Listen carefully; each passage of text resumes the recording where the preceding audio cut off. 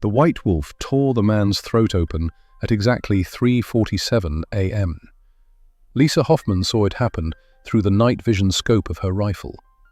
50 yards away, in the clearing outside Blackstone Cave, the massive wolf moved like a ghost made flesh. Pure white, 7 feet from nose to tail, eyes that glowed amber in the moonlight, reflecting off fresh snow. The man never had a chance. He'd been approaching the cave entrance with a flashlight and what looked like a weapon. The wolf dropped from the rocks above, silent as falling snow.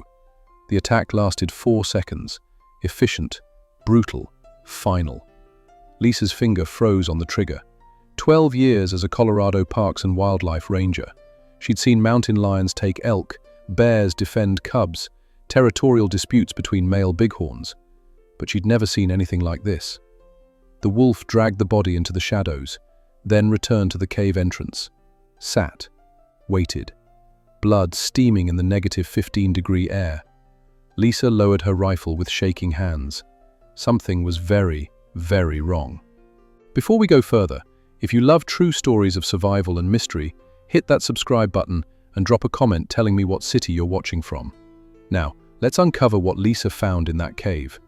48 hours earlier, Lisa had been drinking bad coffee in the ranger station, staring at a missing persons report that made no sense.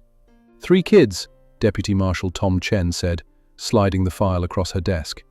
Disappeared from a church youth group camping trip near Blackstone Ridge. Just vanished. Lisa studied the photos.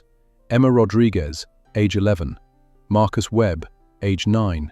Sophie Chen, Tom's niece, age 8. When? 8 days ago. Tom's voice was tight. They were on a supervised hike. 15 kids, 3 adults. Stopped for lunch at Ravens Point. The 3 of them asked to use the bathroom. Went into the trees. Never came back. Search parties? Massive. FBI, state police, volunteers. 200 people combing a 20-mile radius. Not a trace. No footprints leading away. No clothing. No signs of struggle. Tom leaned forward. It's like they were erased. Lisa knew Blackstone Ridge. 17,000 acres of wilderness, most of it vertical terrain and dense forest. Temperatures had been dropping below 0 at night. 8 days was a lifetime. What do you need from me? Your territory overlaps the search grid. I need boots on ground, fresh eyes. He paused.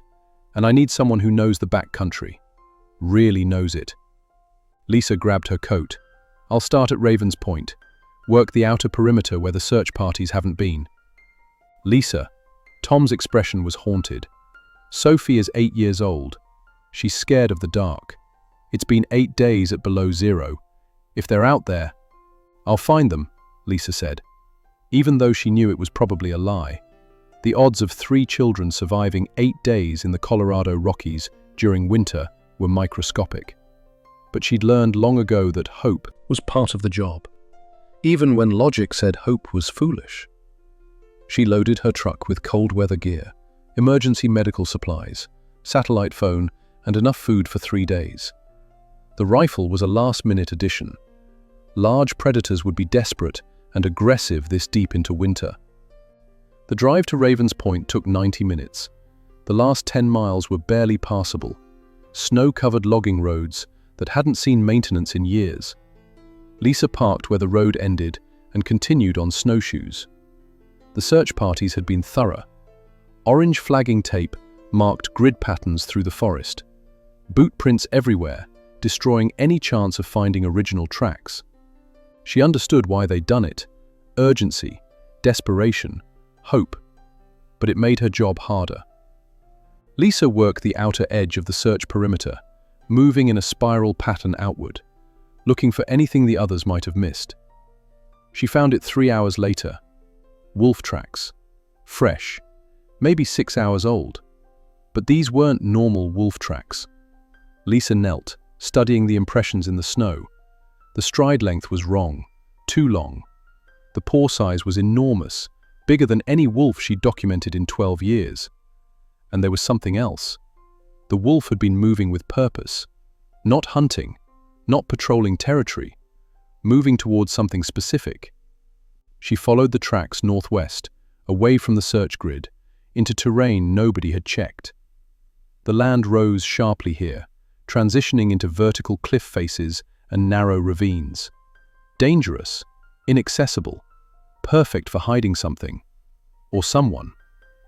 2 hours later, as the sun dropped behind the mountains and temperature plummeted, Lisa found the cave.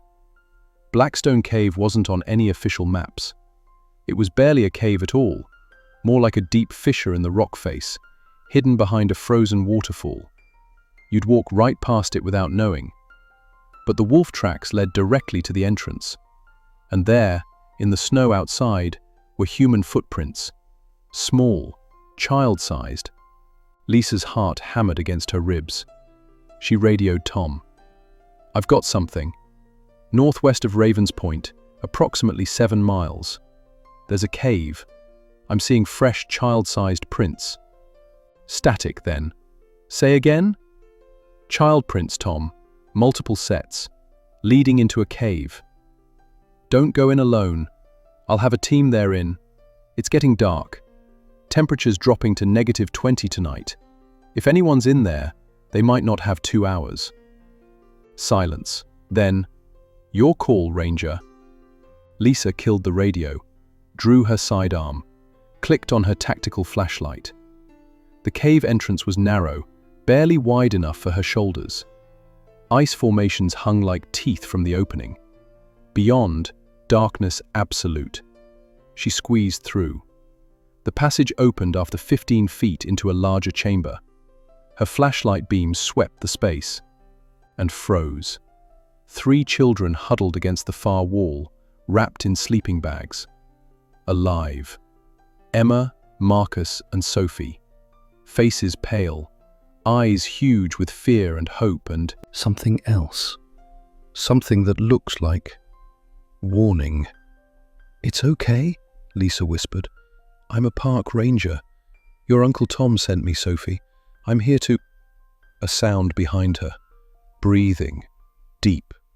Close. Lisa turned. The white wolf stood between her and the cave entrance.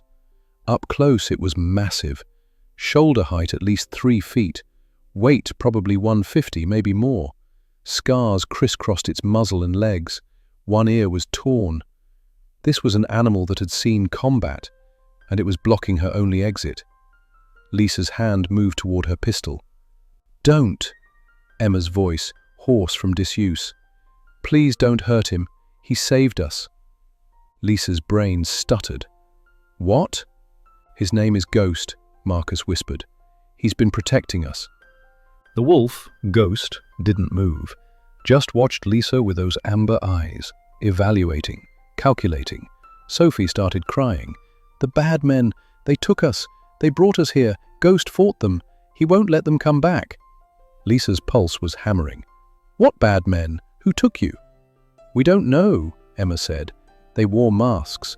They grabbed us during the hike, put us in a van, drove for a long time, then brought us here." Her voice cracked. "They said they were coming back for us, said they had plans. But Ghost wouldn't let them." Lisa's training kicked in. "How long has the wolf been here?" "Since the first night," Marcus said. "The men left us here, said they'd be back in the morning. We were so scared. Then Ghost came. At first we thought he'd kill us, but he just stayed. When the men came back, Ghost attacked them. They ran. They kept trying to come back. Ghost kept fighting them off." Lisa's mind raced. 8 days. These children had been in this cave for 8 days, in below zero temperatures. They should be dead from hypothermia. Then she saw it. The cave went deeper than her flashlight could reach, and from that darkness came warmth. Geothermal vents. This cave was heated naturally from below. Temperature inside was probably 50 degrees. The children weren't dead because they'd found the one cave in a 1,000-mile radius with natural heat, and because a white wolf had decided to adopt them. "Where did the food come from?" Lisa asked, spotting empty protein bar wrappers, water bottles. "Ghost brings it," Sophie said simply. "He leaves for a few hours, comes back with stuff. Food, bottles. He stole a blanket from somewhere. He's smart." Ghost was still watching Lisa. She holstered her pistol slowly, deliberately. "I'm not here to hurt anyone," she said to the wolf. "I'm here to help." Ghost's ears flicked. Then he sat, still blocking the entrance, but the aggression in his posture eased slightly. Lisa radioed Tom. "I've got them. All three. Alive. You need to hear this, though. They were kidnapped, and there's a white wolf here that's been protecting them." "A wolf?" "Just get rescue and FBI here. Now. And Tom, tell them to come careful. This wolf is guarding these kids like they're his pack. Anyone he perceives as a threat, he'll attack." She gave coordinates, then settled against the cave wall to wait, keeping her flashlight pointed at the entrance. Ghost remained at his post. The children stayed huddled together. "How did you survive 8 days?" Lisa asked them quietly. Emma looked at Ghost. "He kept us warm, slept next to us at night, his body heat, and he fought for us. Every time the bad men tried to come back, Ghost stopped them." "How many times did they try?" 6 times, Marcus counted on his fingers. 6 different times. Ghost hurt 2 of them bad. After that, they stopped trying during the day, only came at night. Lisa's blood ran cold. "They've been trying to get to you every day." "Not every day anymore," Sophie said. "Last time was 2 days ago. Maybe they gave up." "Or maybe they're planning something else," Lisa thought. The rescue team arrived 90 minutes later. Lisa heard them before she saw them, boots crunching through snow, voices calling out. Ghost's reaction was instant. He rose, hackles up, a growl building in his chest that made Lisa's bones vibrate. "Everyone stop!" Lisa shouted into her radio. "The wolf is about to attack! Stay where you are!" Tom's voice. "Lisa, we need to get those kids out." "I know, but if you approach with a group, he'll see it as a threat. He's been fighting off kidnappers for a week. He doesn't know you're here to help." Silence as they processed that. "What do you suggest?" Lisa looked at Ghost, at the children, at the narrow passage that was their only exit. "Tom, you come alone. No weapons visible. Move slow. And pray this wolf understands we're not the bad guys." She heard arguing on the other end, then footsteps. Slow. Careful. Tom Chen appeared at the cave entrance. Hands up. Empty. His eyes found Sophie and tears streamed down his face. "Hey, sweetheart," he whispered. Ghost moved between them, snarling now. "It's okay," Sophie said to the wolf. "That's my Uncle Tom. He's good. He's safe." Ghost's snarl quieted, but he didn't move. Lisa had an idea. Crazy, but it might work. "Emma, Marcus, Sophie, start walking toward the entrance. Slowly. Talk to Ghost. Tell him it's okay." The children stood. Ghost's head swiveled between them and Tom, confused, protective instinct warring with trust. "It's okay, Ghost," Emma said softly. "We have to go home now. You saved us, but we need to leave." The children moved forward. Ghost moved with them, staying between them and Tom, but he let them approach the entrance. Lisa followed, heart hammering. They squeezed through the narrow passage one at a time. Tom grabbed Sophie, held her like he'd never let go. The other children emerged into the waiting arms of rescuers. Ghost came last. He stood at the cave entrance, watching the humans surround the children. His body language changed. Mission complete. Pack safe. Then he turned and disappeared into the darkness of the cave. Lisa tried to follow. "Ghost, wait!" But he was gone, melted into the black. The rescue became chaos. Paramedics checking vitals, FBI agents asking questions, helicopter inbound for medical evacuation. Tom was crying openly, holding Sophie, refusing to let her out of his sight. FBI Special Agent Carmen Rodriguez took Lisa aside. "Tell me everything." Lisa did. The tracks, the cave, the children's story about being kidnapped, the masked men, the wolf's protection. Carmen's expression grew darker with each sentence.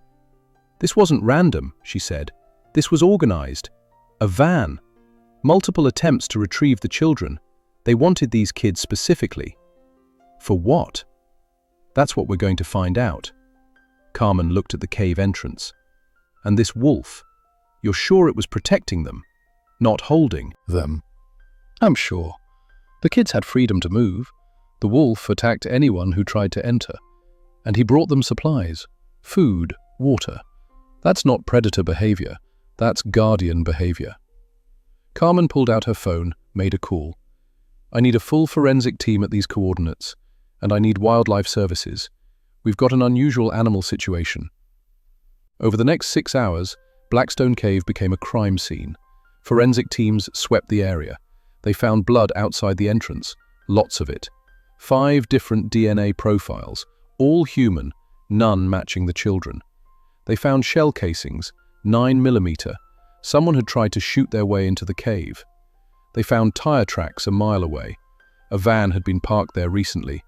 And they found cameras, small, professional, hidden in the rocks surrounding the cave entrance. Someone had been watching. Carmen pulled the SD cards, loaded the footage on a laptop in the mobile command center. Lisa watched over her shoulder. The timestamp started 8 days ago. Nighttime. 3 figures, the children, being dragged through the snow by 2 masked men. The children were unconscious, drugged probably. The men shoved them into the cave. One of them spoke, voice distorted through the mask. Processing team arrives tomorrow. Keep them sedated until then. Processing team. The words made Lisa's skin crawl. The men left. Hours passed. Dawn came. Then, at 7:23 a.m., Ghost appeared. He moved into frame like a ghost made real, approached the cave entrance, sniffed, then entered. Minutes later, the children emerged, conscious, confused, terrified. Ghost herded them back inside, away from the cold. At 9:45 a.m., 2 different men appeared, same masks. They approached the cave entrance. Ghost met them at the threshold. The attack was savage. The wolf moved with trained precision, not wild animal aggression, but calculated violence. He targeted throats, wrists, knees, disabling strikes. Both men retreated, bleeding. They came back at 2:17 p.m., this time with guns. Ghost still won. He moved too fast, used the terrain, the narrow entrance, made himself an impossible target, drew them in, then struck. One man fired, missed. The muzzle flash lit up the cave entrance like lightning. Ghost tore the gun from his hands, literally, grabbed the man's wrist and twisted. The scream was audible even on the silent footage. Over the next 6 days, different men tried 5 more times. Same result. Ghost stopped them all. The last attempt, 2 days ago, involved 4 men and multiple weapons. Ghost fought for 11 minutes straight. By the end, all 4 men were retreating, wounded, defeated. The footage ended. The mobile command center was silent. Jesus Christ, Carmen whispered. That wolf is trained. What? Look at the attack patterns, the way he uses the terrain, the way he targets specific body parts. That's not instinct, that's training. Carmen zoomed in on one frame. Military working dogs move like that. Police canines. This wolf has been trained for combat. Lisa stared at the frozen image of Ghost, mid-attack, efficient and deadly. Where does a wolf learn to fight like a soldier? Carmen made another call. I need everything we have on military animal programs, current and historical. Cross-reference with wolves. Yes, wolves. Just do it. While they waited, Lisa examined the rest of the crime scene evidence. The DNA from the blood was being processed. The van's tire tracks had been photographed and cast. The cameras were expensive, professional grade. This wasn't amateur hour. This was organized crime, maybe worse. The children were med-evac'd to Denver Children's Hospital. Physically, they were in remarkable condition, considering 8 days in the wilderness, mild frostbite, dehydration, trauma, but alive. Psychologists would need months to help them process what happened, but they were alive because a white wolf decided they were worth protecting. At midnight, Carmen's phone rang. She listened. Her expression shifted from concentration to shock to something that looked like fear. "You're sure?" "Yes, lock it down. Nobody talks about this." "Understood." She ended the call, looked at Lisa. "That wolf, Ghost, he's not wild. He's from a program called Operation Pale Moon, black budget, Defense Department. They were breeding and training wolves for military applications, stealth ops primarily. The program was shut down 8 years ago after ethical concerns. All animals were supposedly relocated to sanctuaries." Supposedly? 12 wolves were never accounted for. They disappeared. The official report said they died during transport, but that was a lie. Carmen pulled up a file on her laptop. "Look at this." It was a military record. Wolf ID, PM07, codename, Ghost. Pure white coat, genetically enhanced for intelligence and size, trained in threat neutralization, surveillance and protection protocols. The same wolf, 8 years later. "He's been surviving in the wild this whole time," Lisa breathed. "More than surviving, thriving, and apparently maintaining his training." Carmen closed the laptop. "The question is, how did he know those children needed help? And why did he decide to protect them?" Lisa thought about the footage, about Ghost's precision, his patience, his absolute commitment to keeping the children safe. "Maybe," she said slowly, "he was just waiting for a mission." The story broke on national news 36 hours later. CNN ran it first. "Miracle wolf saves 3 kidnapped children in Colorado wilderness." Within hours, every major network picked it up. Fox, MSNBC, ABC. The footage from the security cameras, carefully edited to remove the most graphic violence, went viral. 20 million views in the first 12 hours. Lisa watched it unfold from the ranger station, her phone ringing non-stop. Every news outlet wanted interviews. Her boss, Regional Director Patricia Hammond, fielded most of them. "No comment at this time.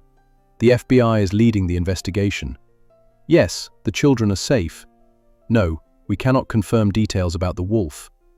No, Ranger Hoffman is not available for interviews." But the internet didn't need official comments. Social media exploded. Twitter, #GhostWolf is literally a guardian angel. "Someone find this wolf and give him a medal.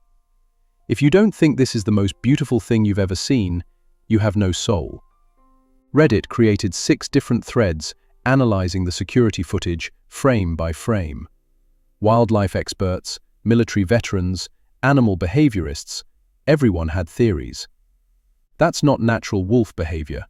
Look at the attack patterns, textbook combat training. The way he positions himself at the cave entrance? That's zone defense. Someone taught him that. I served with K9 units in Afghanistan. This wolf moves like our dogs did. This is a military animal." The conspiracy theories started immediately. Government Super Soldier Wolf Project. They're lying about the program being shut down. How many more of these wolves are out there? The Defense Department released a terse statement. "Operation Pale Moon was terminated in 2016. All animals were humanely relocated. We have no comment on ongoing FBI investigations." Nobody believed them. By day 3, Ghost had become a folk hero. Fan art flooded Instagram. Someone started a GoFundMe to protect Ghost from government retrieval.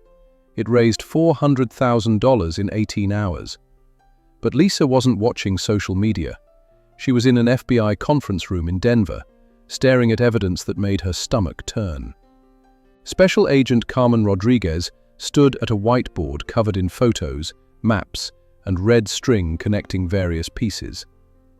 The men who kidnapped Emma, Marcus, and Sophie weren't random criminals, Carmen said to the assembled task force.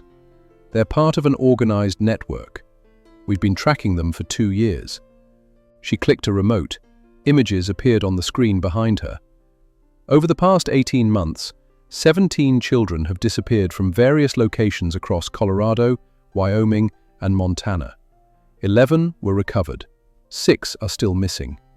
The recovered children were found in similar circumstances, drugged, held in remote locations, all showing signs of preparation for transport. Transport where? Lisa asked. We don't know. The operation is sophisticated, multiple cells, no direct communication between them, dead drops for instructions. We've arrested 7 individuals so far. None of them knew the ultimate destination. They were just collection and holding. Tom Chen, sitting beside Lisa, looked like he might be sick. Sophie was going to be sold. We believe so, yes. Human trafficking ring. Specializing in children from stable families, good neighborhoods, kids who wouldn't be written off as runaways. Carmen's expression was granite. The DNA we recovered from Blackstone Cave is giving us leads. 2 matches to individuals with prior convictions. We have warrants out. What about Ghost? Lisa heard herself ask. Are they looking for him? Carmen hesitated. The Defense Department wants him back. They sent a retrieval team yesterday. Did they find him? No, he's vanished. Completely. We've had trackers, drones, thermal imaging covering a 100-square-mile radius around Blackstone Cave. Nothing. It's like he never existed. Lisa felt something in her chest tighten. The wolf had saved 3 children, fought off kidnappers for 8 days straight, and now his own government wanted to capture him. What happens if they find him? Officially, he'll be taken to a secure facility for assessment. Carmen's tone suggested she didn't believe the official story either. Unofficially, a wolf with military training who's been living wild for 8 years? Who knows what they'll do? The briefing continued for another hour. Details about the trafficking network, locations of other potential holding sites, coordinated raids planned for the following week. But Lisa's mind was elsewhere. She kept seeing Ghost at the cave entrance, the way he'd positioned himself between the children and danger, the absolute commitment in his eyes. After the briefing, Tom caught her in the parking garage. You're going to look for him, aren't you? Lisa met his eyes. I don't know what you're talking about. Lisa. Tom's voice was gentle. Sophie hasn't stopped asking about Ghost. Marcus drew a picture of him yesterday and cried for an hour. Emma wakes up screaming from nightmares, and the only thing that calms her down is talking about how Ghost kept them safe. He paused. That wolf gave those kids their lives back. If the government catches him, locks him in a cage somewhere, it would break them, Lisa finished. Tom nodded. I can't officially support you looking for an animal that the federal government wants to recover. But I can tell you that most of the search teams are being pulled tomorrow. Budget constraints. They'll maintain drone surveillance, but boots on ground will be minimal. It wasn't quite permission, but it wasn't a no either. Lisa drove back to Blackstone Ridge that night. The crime scene tape was still up, but the mobile command center was gone. Just empty forest, deep snow, and a cave that had briefly held 3 children and 1 impossible wolf. She stood at the cave entrance, flashlight cutting through darkness. Ghost? Her voice echoed off stone. I know you're out there somewhere. I know you can probably hear me. The forest was silent, just wind through pine trees and her own breathing. They want to take you back, lock you up. I can't let that happen. You saved those kids. You deserve better. Nothing. Lisa left a package at the cave entrance. Protein bars, jerky, a water bottle. Same supplies Ghost had been stealing to feed the children. She did it again the next night, and the night after that. On the 4th night, the package was gone. Lisa's heart jumped. She set up a trail camera facing the cave entrance, hidden in the rocks, then left another package. The footage the next morning showed Ghost appearing at 3:14 a.m., moving cautiously, checking his surroundings. He sniffed the package, looked directly at the camera, those amber eyes seeming to stare through the lens, then took the food and vanished. He knew she was watching, and he'd taken the food anyway. Lisa started leaving packages every night, different locations around the ridge, and every night, Ghost collected them. She never saw him in person, just glimpses on trail cameras, a white shape moving through darkness. Sometimes he'd pause, look at the camera, like he was acknowledging her. A week passed, then 2. The FBI raids on the trafficking network happened. Coordinated strikes across 3 states. They arrested 23 people, recovered 4 more missing children, shut down 3 holding locations. The media celebrated. The children's families gave tearful interviews. Politicians made speeches about justice. But 6 children were still missing, and the ringleaders had escaped. Carmen called Lisa on February 7th, frustration bleeding through the phone. "We're close, so damn close. We know the network extends into Canada. We know there's a central figure coordinating everything, but we can't find him." She paused. "The man we need is named Viktor Kozlov, Russian national, former Spetsnaz. He's been running trafficking operations for 15 years. Smart, careful, paranoid. We've had him on our radar for 18 months, but can't pin down his location." "What does this have to do with Ghost?" "Kozlov was at Blackstone Cave." Lisa's breath caught. "What?" "We got DNA back from one of the blood samples. Kozlov's. Ghost wounded him during one of the attacks." Carmen's voice sharpened. "Which means Kozlov has a personal reason to want that wolf dead now. He's been humiliated, beaten by an animal. Men like Kozlov don't forgive that." "You think he'll come back?" "I know he will. Kozlov doesn't leave loose ends. He lost 3 high-value targets because of Ghost. Lost multiple operatives. His reputation is damaged. In his world, that's a death sentence unless he fixes it. So Ghost is bait." "Unintentionally, yes. If Kozlov comes after Ghost, we can catch him." Carmen hesitated. Lisa, if you know where that wolf is... I don't. But you're looking. Lisa didn't answer. "Be careful," Carmen said. "If Kozlov thinks you're connected to Ghost, you become a target too." That night, Lisa left a different kind of package at the cave. A GPS collar, military grade, designed for large predators, along with the usual food and water. She attached a note, knowing it was absurd. "They're coming for you. This might help me find you if you need help." The package sat untouched for 3 days. On the 4th day, it was gone, including the collar. Lisa checked the GPS tracking app on her phone. Active. Moving. Ghost was wearing it. She tracked his movements over the next week.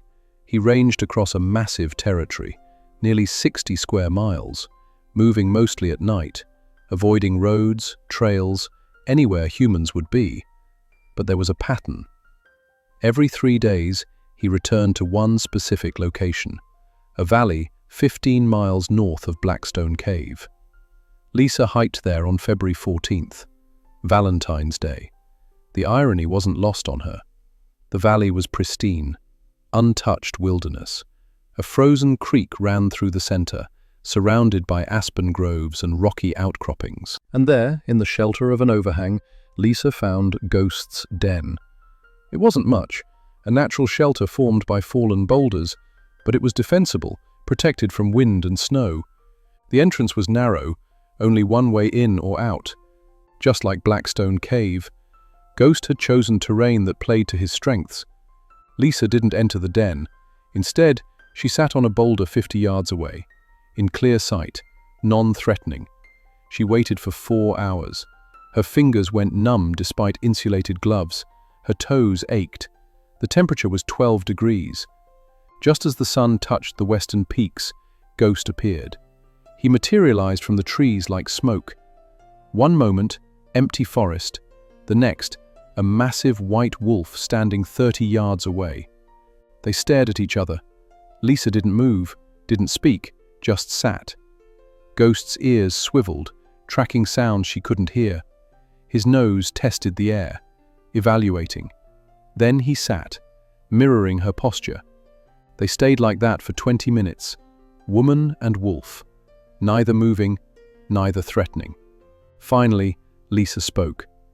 "I won't let them take you, I promise."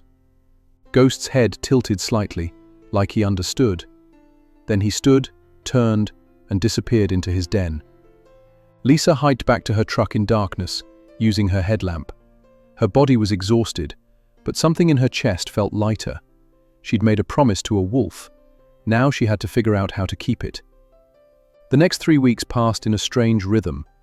Lisa maintained her regular ranger duties during the day. At night, she monitored Ghost's GPS collar, checked trail cameras, left food packages. The wolf never approached her again, but he stopped hiding from the cameras.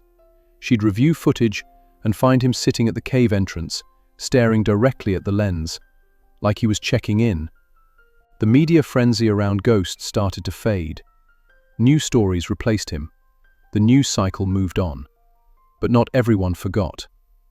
On March 6th, Lisa's trail cameras caught something that made her blood ice. 4 men, moving through the forest in tactical formation. Professional, armed, heading directly toward Ghost's den.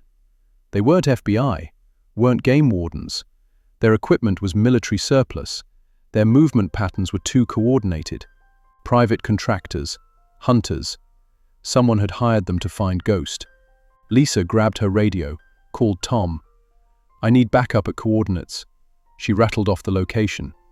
Armed individuals in the wilderness, not friendlies. "How do you know they're not friendly?"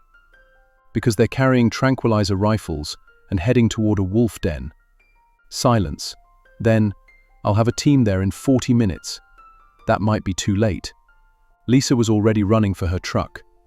The den was a 90-minute hike from the nearest road, but there was a service road that got within a mile if you knew where to look. She drove like the road was on fire, her truck fishtailing on ice, branches scraping the sides. Her phone showed Ghost's GPS location, still at the den, not moving. He didn't know they were coming. Lisa parked where the service road ended, grabbed her rifle, started running. The snow was knee-deep off the trail.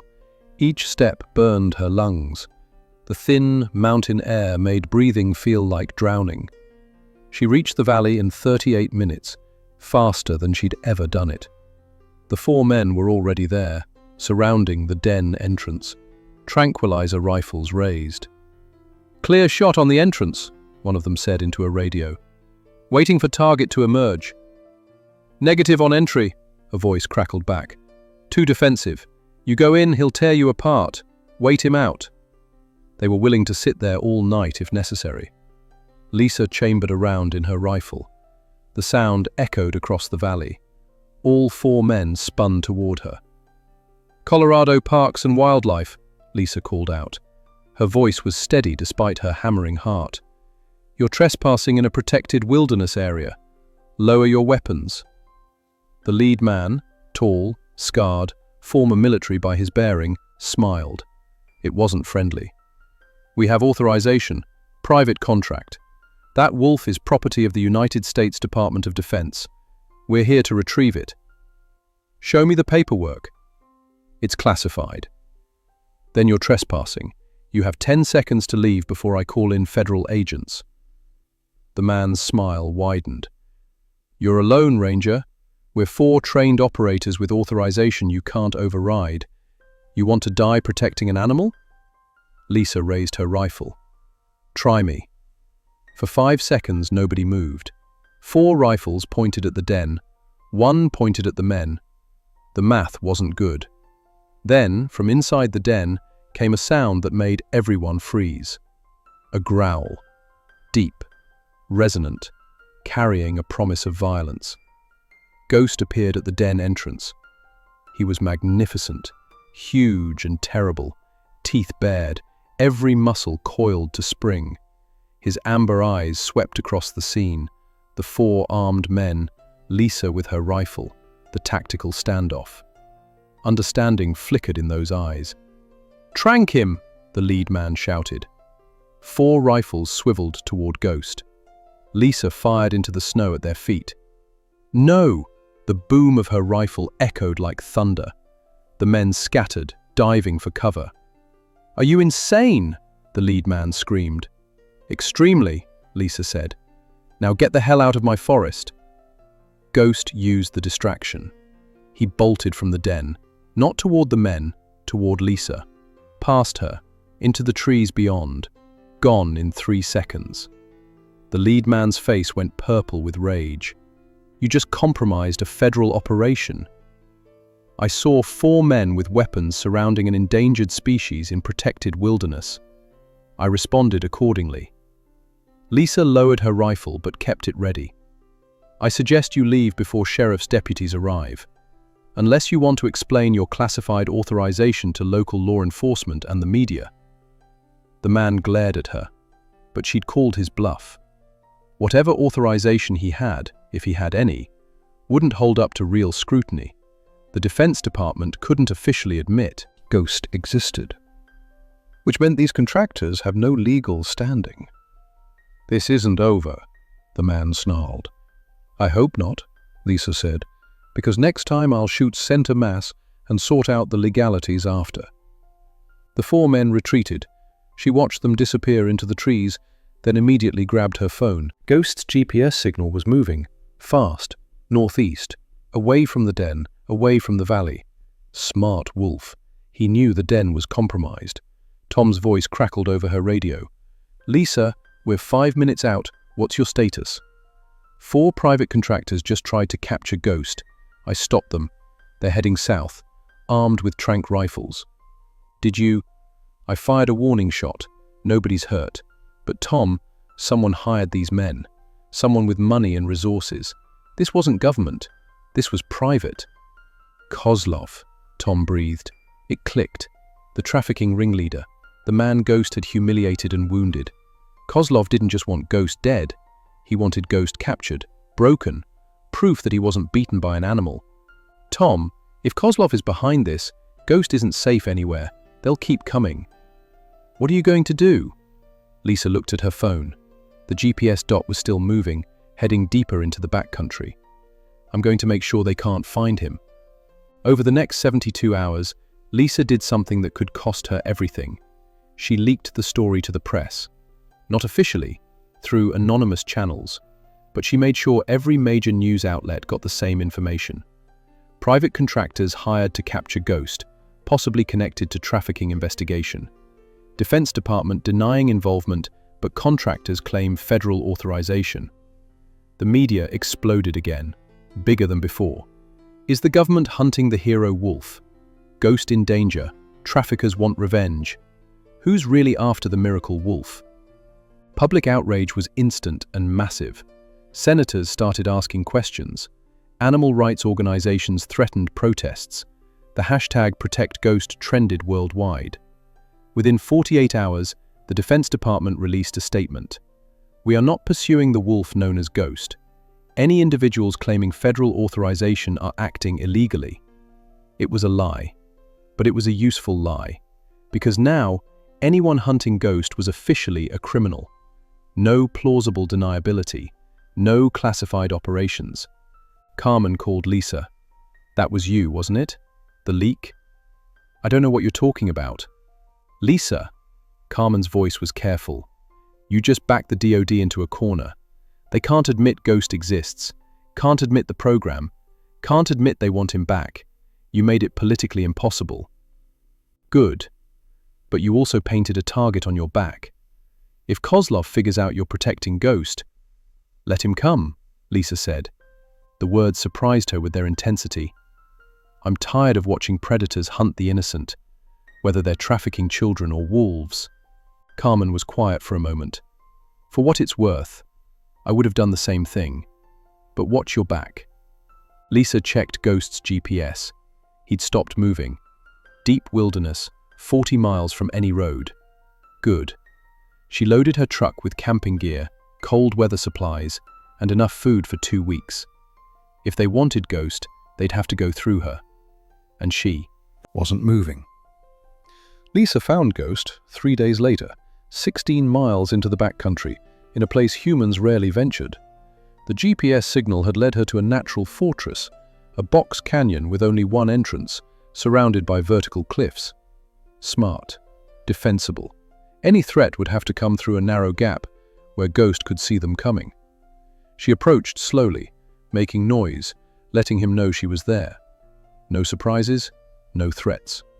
Ghost was waiting at the canyon entrance when she arrived. They stared at each other across 50 feet of snow. Lisa set down her pack, pulled out the supplies she'd brought: food, water, medical supplies. "I'm not here to take you anywhere," she said. "I'm here to make sure nobody else can." Ghost watched her with those intelligent amber eyes. Then he did something that made Lisa's throat tight. He walked toward her. Not aggressive, not defensive, just walked up and sat 10 feet away, close enough that she could see the scars on his muzzle, the notch missing from his ear, the old bullet wound on his shoulder that had healed crooked. This wolf had survived things that should have killed him, multiple times. "You're a fighter," Lisa whispered, "but you shouldn't have to fight alone anymore." Ghost's ears flicked forward, listening. Lisa pulled out her satellite phone, called Tom. "I found him. He's safe. But I need you to do something for me." "Name it." "Get me everything you can on Viktor Kozlov. Locations, patterns, associates. If he's coming for Ghost, I want to see him coming." "Lisa, that's an active FBI investigation. I can't." "Tom," her voice went hard. "Ghost saved Sophie's life, saved 3 children. You owe him. We all do." Silence. Then, "I'll see what I can do." Lisa set up camp at the canyon entrance, a small tent, just enough for her sleeping bag and supplies. She positioned herself between Ghost's canyon and anyone who might come looking. The wolf watched from 30 feet away, neither approaching nor leaving. That first night, Lisa woke to find Ghost lying 20 feet from her tent, keeping watch while she slept. Guardian protecting Guardian. The days settled into a rhythm. Lisa monitored radio frequencies, checked her trail cameras, tracked any human movement within 10 miles.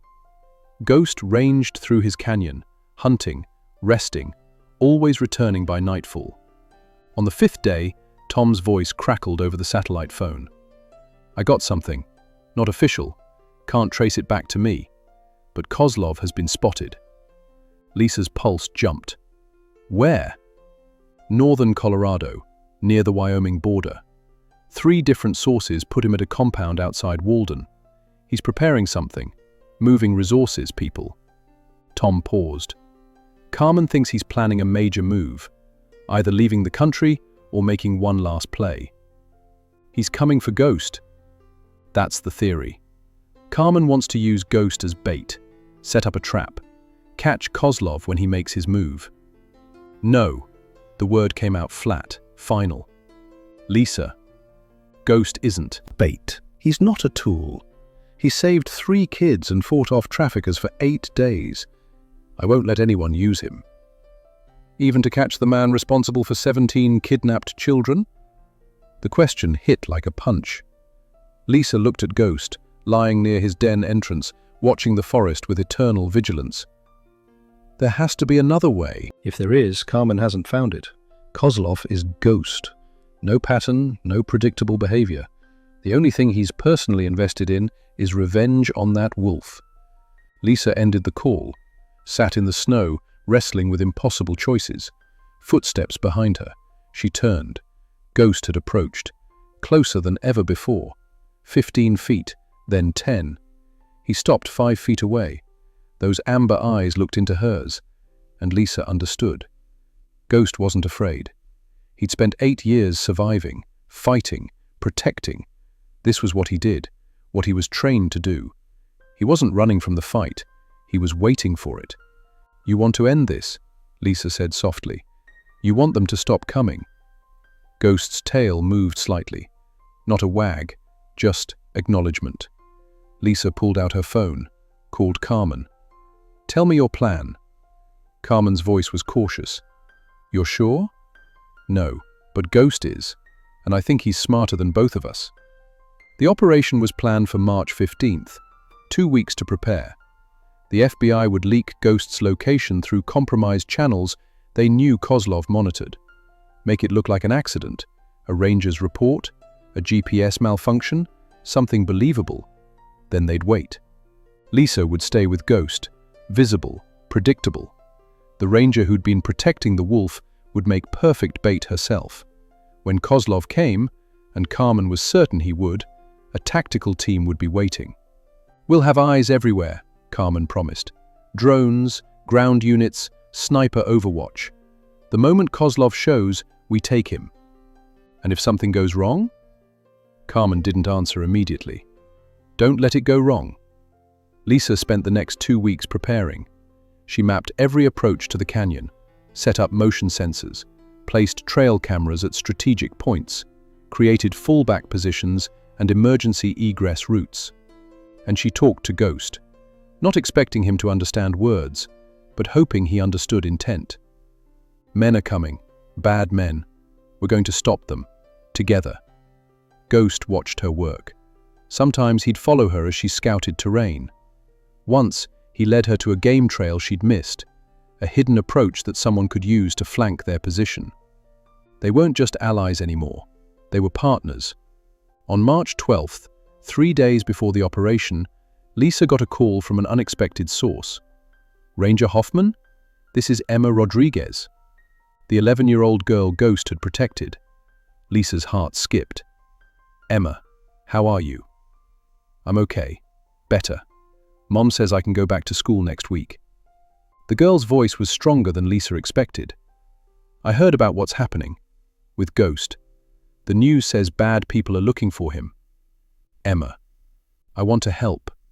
Lisa closed her eyes. "Sweetheart, this isn't something kids should be involved in. Ghost saved my life. He protected me and Marcus and Sophie for 8 days. We were so scared. We thought we were going to die. But Ghost stayed with us. He fought for us." Emma's voice cracked. "Please don't tell me I can't help him now." Emma, the people looking for Ghost are dangerous. The man who kidnapped you, he's coming himself. Silence. Then, "Good. I want him caught. I want him to pay for what he did to us. And if Ghost can help do that, then we should help Ghost." Lisa found herself smiling despite everything. "You're brave. You know that?" "Ghost taught me.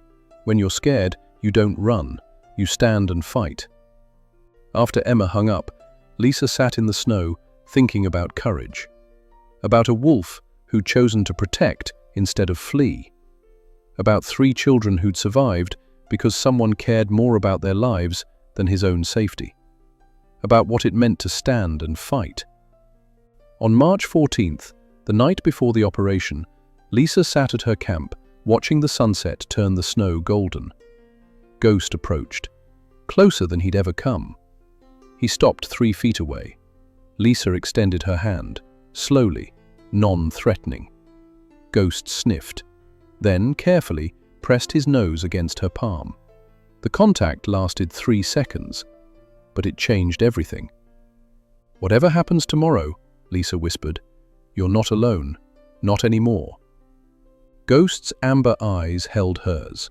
Understanding flickered there, trust. Then he turned and walked back to his den.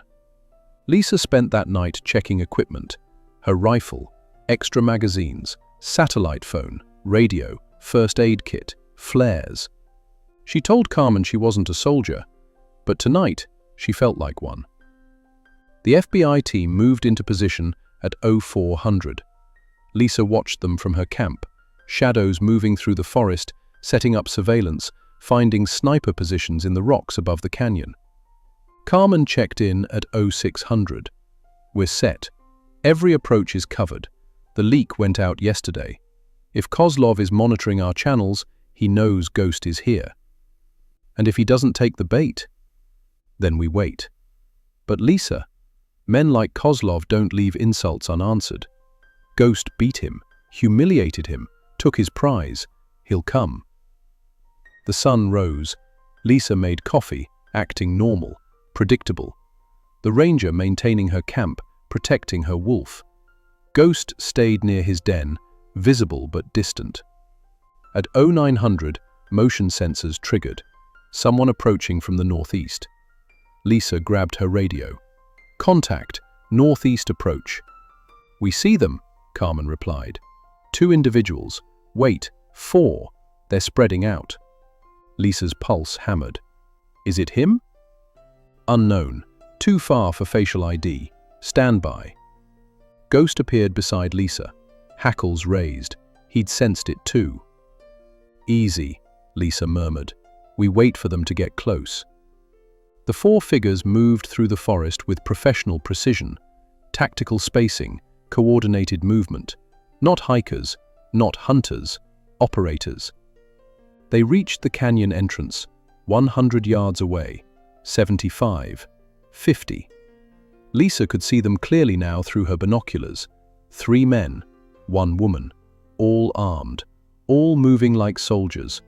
But none of them were Kozlov. Carmen, visual confirmation, 4 operators, target not present. Copy, hold position. The 4 stopped 30 yards from Lisa's camp.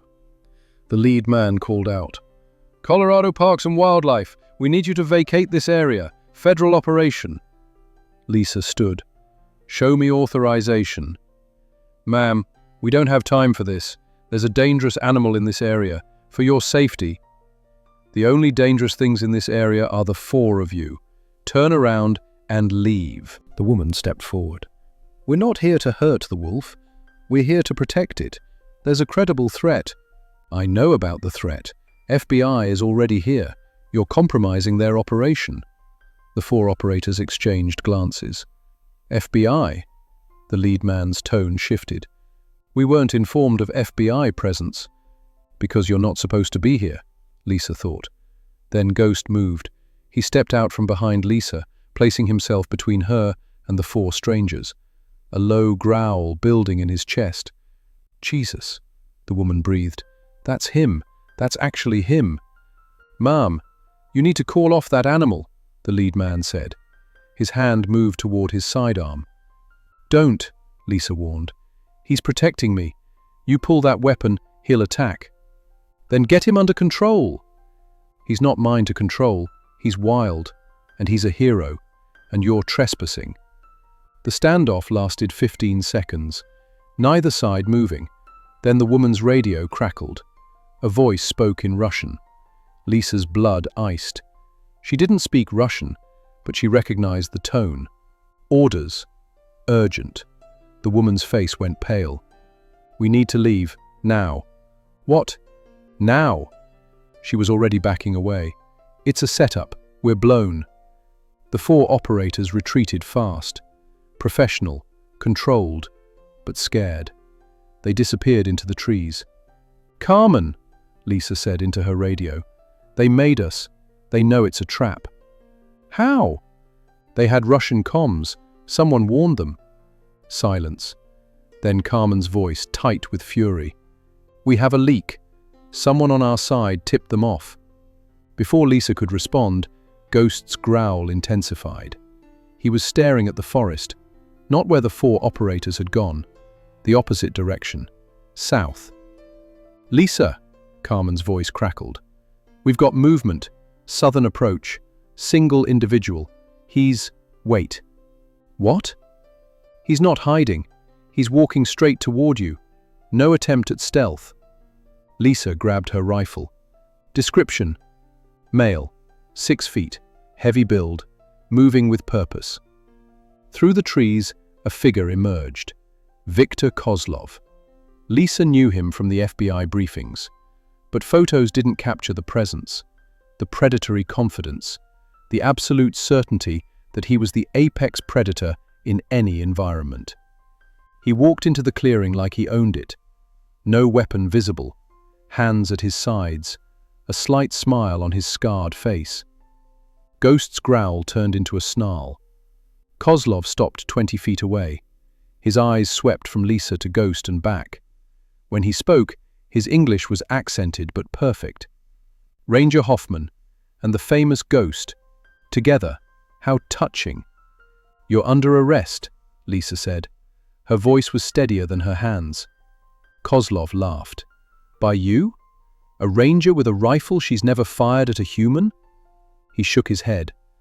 "No, I don't think so. FBI is here. You're surrounded." "Oh, I know. 37 agents, 6 sniper positions, drones overhead." Kozlov's smile widened. "I counted on my way in.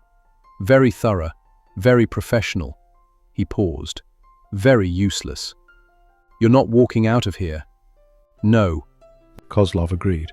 But neither are you, or that wolf, or the agents who thought they could trap me. He raised his hand, snapped his fingers. Explosions tore through the forest. 3, 4, 5. Lisa couldn't count. Massive detonations that sent fire and smoke billowing into the sky. The FBI positions. He'd mined them. Carmen's voice screamed through the radio. Agents down! Multiple casualties! We're… Static. Then nothing. Lisa's ears rang, her vision blurred from the shockwaves. Kozlov hadn't come alone. He'd come prepared for war, and he'd just wiped out the FBI's entire tactical team in 5 seconds. Now, Kozlov said, pulling a pistol from behind his back. Let's discuss the wolf who made me look weak. Ghost launched himself at Kozlov with horrifying speed, but Kozlov was ready. He'd fought Ghost before, knew his patterns. He sidestepped, brought the pistol around, fired. The shot caught Ghost in the shoulder.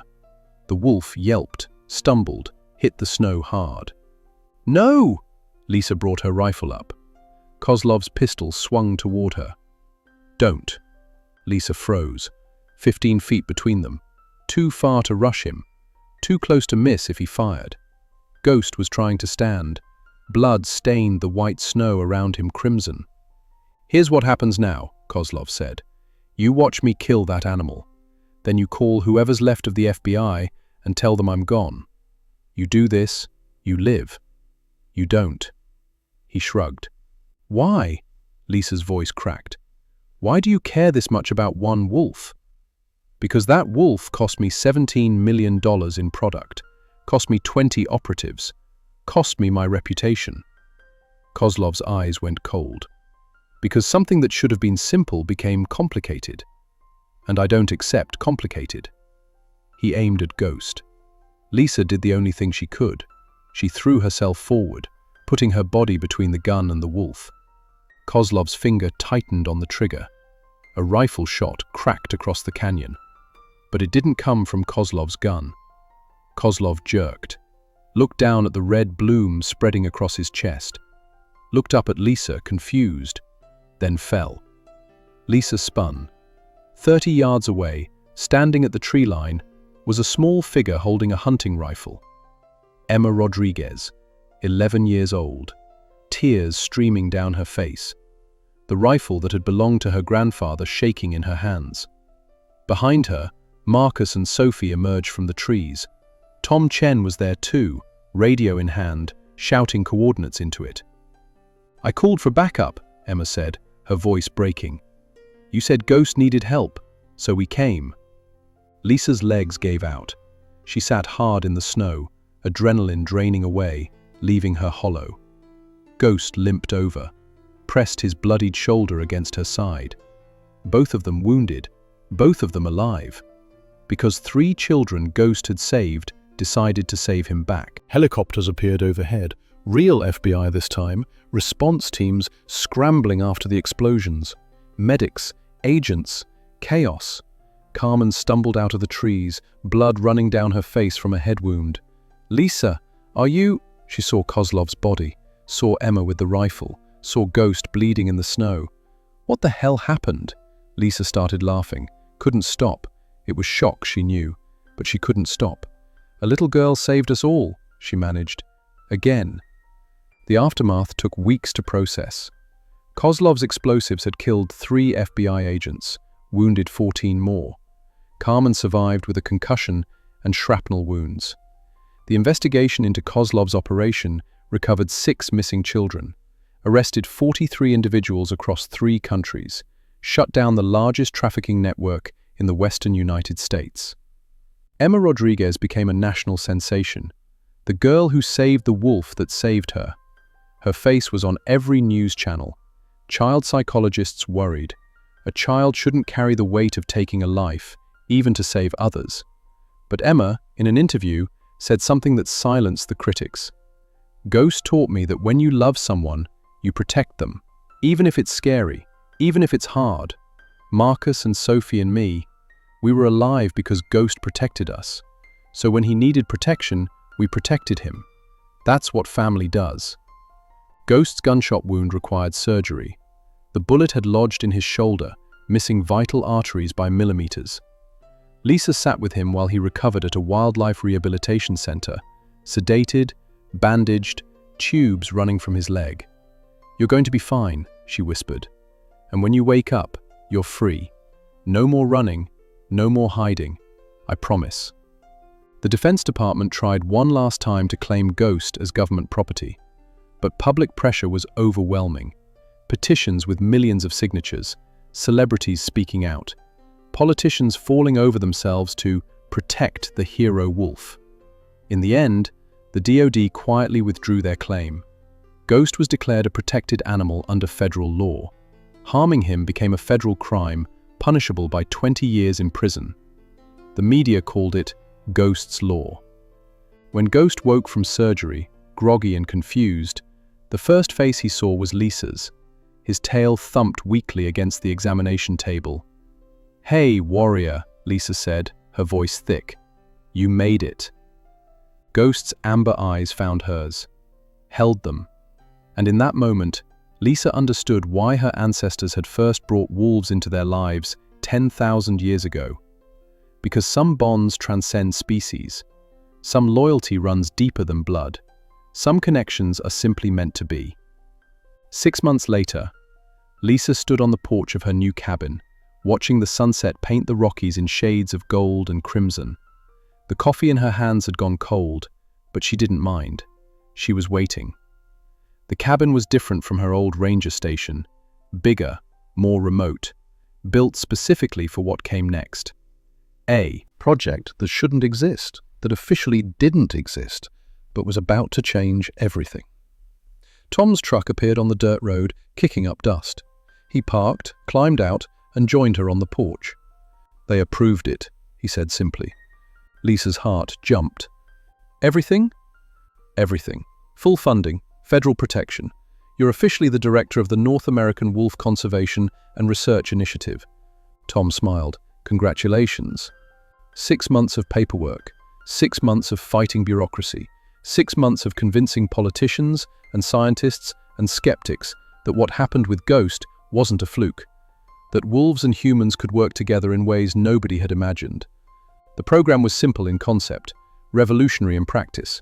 Train rescued wolves, animals that couldn't be released into pure wilderness, to work with search and rescue teams, park rangers, conservation officers. Use their intelligence, their tracking ability, their protective instincts, not as tools, as partners. Ghost would be the first, the proof of concept. If it worked, they'd expand, create a network across the country, give purpose to wolves that would otherwise live in captivity, and maybe, just maybe, change how humans saw their ancient companions. "When do we start?" Lisa asked. "Tomorrow. The first group arrives at 0800. 3 wolves from different rescue facilities, all candidates for the program." Tom paused. "Are you sure Ghost is ready for this?" Lisa looked toward the tree line. "Let's ask him." As if summoned, Ghost emerged from the forest. 6 months of recovery had restored him completely. The shoulder wound had healed clean. He moved without pain, without hesitation, stronger than before. But something else had changed too. He walked directly to the porch, climbed the steps, something wild wolves never did, sat beside Lisa, close enough to touch. She rested her hand on his head. "We've got work to do, old friend. You up for it?" Ghost's amber eyes met hers. Then he looked at Tom, back to Lisa, and his tail wagged. Once. Deliberate. Clear. Yes. The first training session happened 3 days later. 3 wolves arrived in specialized transport crates. Phoenix, a male rescued from an illegal breeding operation. Sierra, a female who'd been hit by a car and lost most of her tail. Dakota, an older male whose owners had tried to keep him as a pet before he became too aggressive. All 3 were damaged. All 3 were considered unadoptable by traditional standards. Lisa released them into a large, enclosed area. 5 acres of forest, enough space to feel natural but controlled enough to be safe. Ghost stood beside her, watching. "Okay," Lisa murmured. "Show them this is home." Ghost entered the enclosure. For 10 minutes, the three wolves kept their distance, wary, uncertain. This massive white wolf who moved with absolute confidence. Was he threat or ally? Ghost didn't force it. He simply existed, explored the space, marked territory, demonstrated calm authority. Slowly, Phoenix approached, submitted immediately, rolling onto his back. Ghost sniffed him, then moved on. Not hostile, just establishing hierarchy. Sierra was next. She approached cautiously, tail tucked.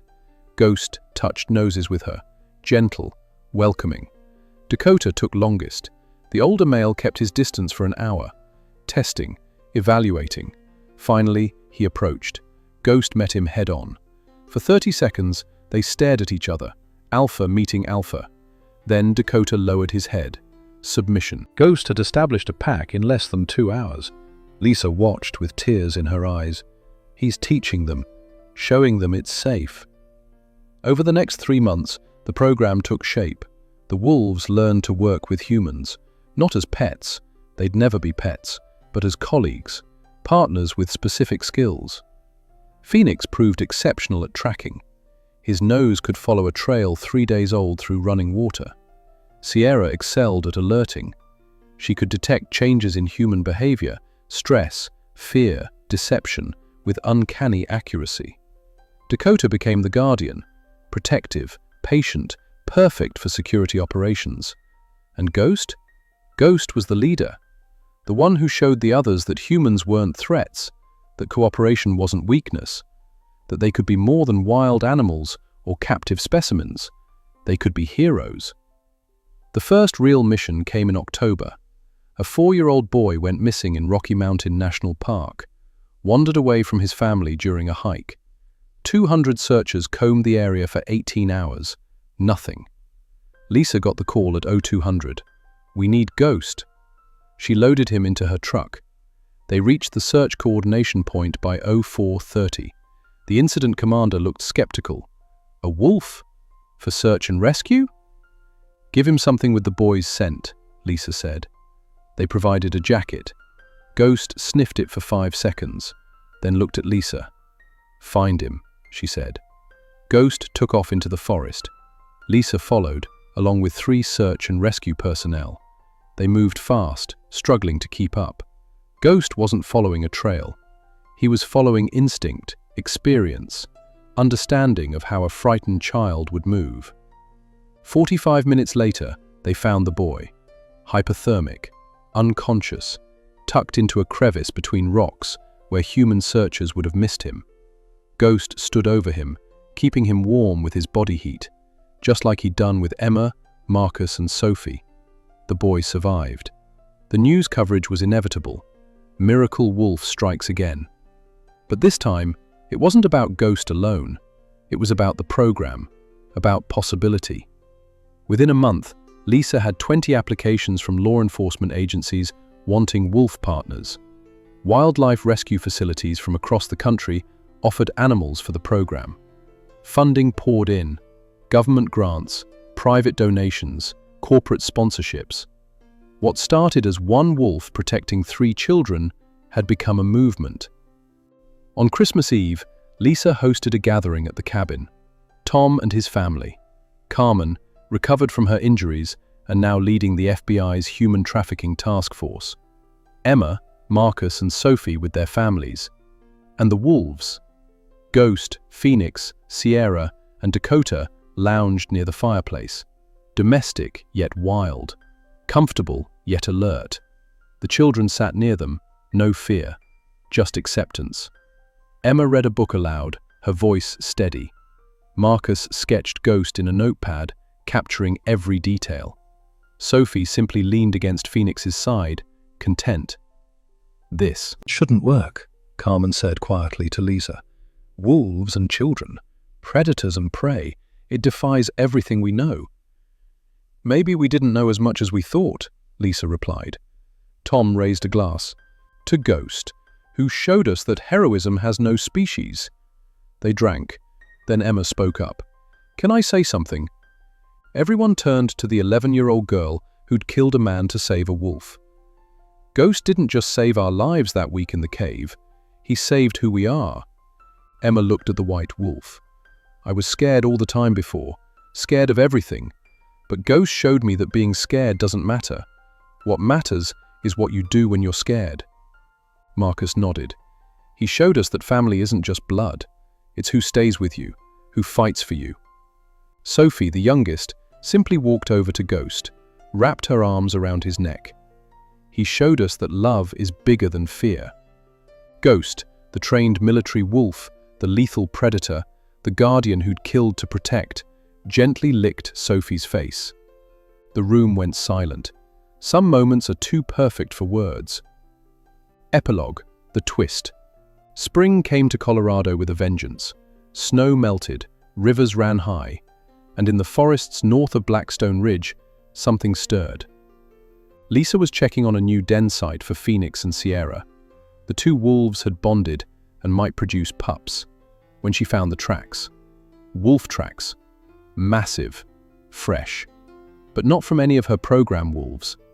She followed them for a mile. They led to a clearing where the morning sun broke through the trees in golden shafts. And there, waiting, was another white wolf. Female, smaller than Ghost but still huge. Her coat was pure white, pristine as fresh snow. Around her neck, barely visible, was a faded collar. Military collar. Lisa's breath caught. She pulled out her phone, called the Defense Department contact she'd been avoiding for months. "This is Ranger Hoffman. I need information on Operation Pale Moon. Specifically, how many wolves were never accounted for?" The voice on the other end was careful. "That information is classified. I'm looking at one of them right now. Female, white coat, still wearing a military collar." Silence. Then, "Stand by." 2 minutes later, a different voice. Older. Authority. "Ranger Hoffman, Colonel Marcus Webb. I oversaw Pale Moon before it was shut down." He paused. "You found Luna." "Luna?" PM 04. Ghost's littermate. Female. She was special. More intelligent than Ghost. More dangerous. "We thought she died during the shutdown. If she's alive..." "She's here, watching me." "Ranger, you need to leave. Immediately." Luna was trained for different purposes than Ghost. Offensive operations. Assassination. She's not safe. Lisa looked at the white wolf. Luna looked back. And in those eyes, Lisa saw something that made her smile. Not aggression, not threat. Recognition. "Colonel, how many wolves did Pale Moon actually create?" "That's classified." "How many?" Silence. Then, 37. Across 2 generations, we officially accounted for 25. Which means 12 are still out there. Were? They'd be dead by now. Wolves don't live that long. Ghost did. Luna did. Lisa's mind raced. What if they all did? What if there are 12 more wolves out there, trained for combat, surviving in the wild, waiting for... For what? Lisa looked at Luna, thought about Ghost, about how he'd found 3 kidnapped children and decided to protect them, about purpose, about mission, about what military animals did when they had no more orders. They found their own missions. "They're not waiting," Lisa said. "They're already working, finding people who need help, protecting those who can't protect themselves." She paused. "We just haven't found them yet." "Ranger, I'm expanding the program. I'm going to find them, all 12, and I'm going to give them what they deserve.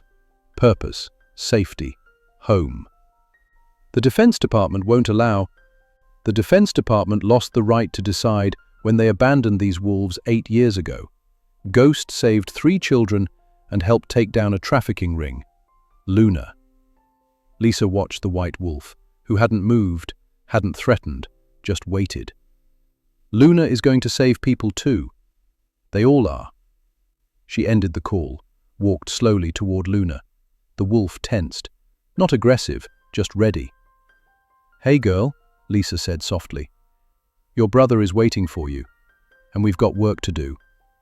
Luna tilted her head, those intelligent eyes studying Lisa.